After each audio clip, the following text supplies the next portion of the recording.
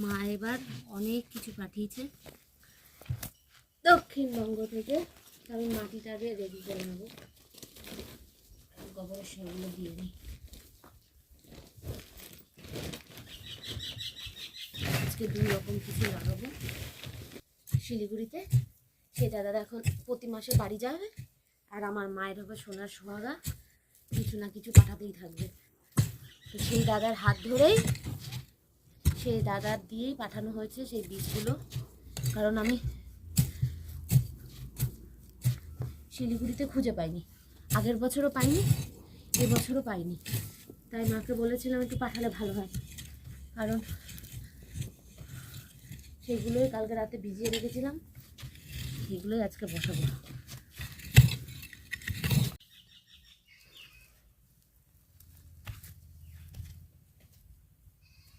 এই যে টানটানা, এগুলো মটর, মানে যেটা আমরা মটরের ডাল খাই সেটা, এটাই মা পাঠিয়েছে এবার। কারণ এটা আমি এখানে বীজ হিসাবে খুঁজে পাইনি। অনেক পাঠিয়ে ফেলেছে, ঘন ঘন হয়ে গেছে।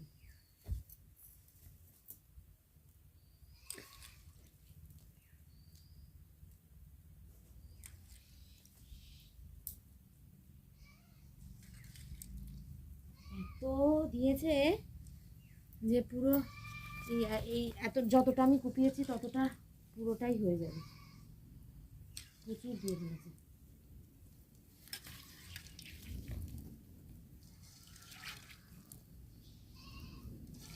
মটর শাকটা খেতে ভালোও লাগে। এটা হচ্ছে উত্তরবঙ্গে মটর শাক পাওয়া যায় না, পাইনি। অন্যান্য শাক তো নতুন নতুন শাক প্রচুর আছে, কিন্তু মটর শাকটা দেখিনি।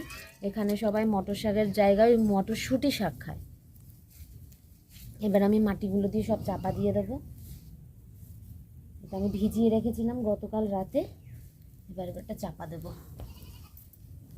আরও কিছু কয়েকটা গাছ নিয়ে এসেছি, মানে সবজি এখনও ছোট ছোট, ওগুলো আবার বীজ বসানোর পরে সেগুলোকে আবার মানে একটা একটা করে তুলে তুলে সেগুলোকে বসাতে হয়।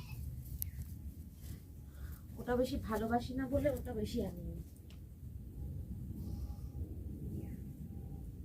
প্রচণ্ড শরীরটা খারাপ, মানে এতদিন আমি পুরো বিছানায় শয্যাশায়ী, এখন এই যে করছি। এই যদি আমার মা দেখে তাহলে আবার চিৎকার করা শুরু করবে।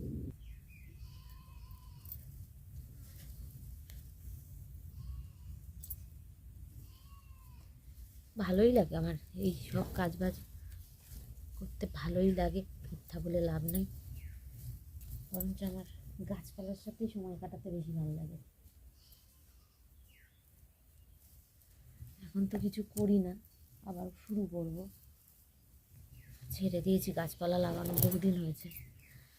অবশ্য ভাড়া বাড়িতে থাকলে প্রবলেম হয়, কিন্তু আমি যতগুলো মালিক পেয়েছি ভীষণ ভালো।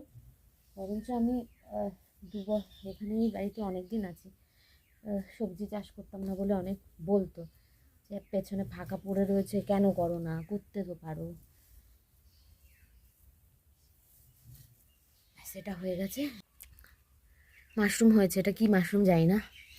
আমার এই যে ডাঁটা গাছগুলো হয়ে গেছে, লাল ডাঁটা, ধনেপাতা সবগুলো হয়ে গেছে। ওদিকে পালং শাকও হয়ে গেছে। আদা গাছ লাগাইনি, হলুদ গাছ লাগিয়েছি, সেগুলো এখনও বেরোয়নি।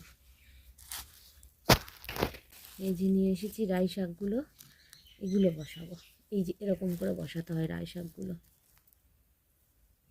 কারণ এদিকে আর বসাতে পারবো না, এদিকে জায়গা কম, আর রাই শাকগুলো অনেক বড় বড় হয়। ফাঁকা ফাঁকা করে বসাবো যাতে তো বাড়তে দেওয়া যায়। এখানে ফাঁকা আছে, মাঝখানে জল দেওয়ার জন্য যাওয়ার জন্য আমি একটু একটু করে ফাঁকা রেখেছিলাম, ওই আলু গাছ যেভাবে চাষ করো ওইভাবে। তো সেই গাছ লাগানো কমপ্লিট, টাটা। এবার একটু আমি জল দেবো, তারপরে চলে যাবো। প্রচুর গরম।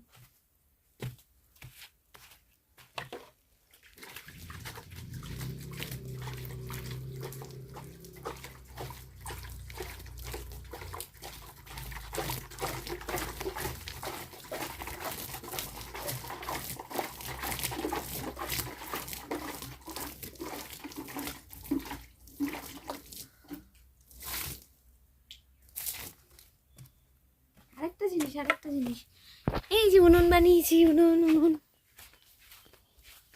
এটাতে শীতকালে জল গরম হবে আর সানডে করে চিকেন কষা, আর কিছু না। বাবা হাঁপিয়ে গেছি আমি প্রচণ্ড।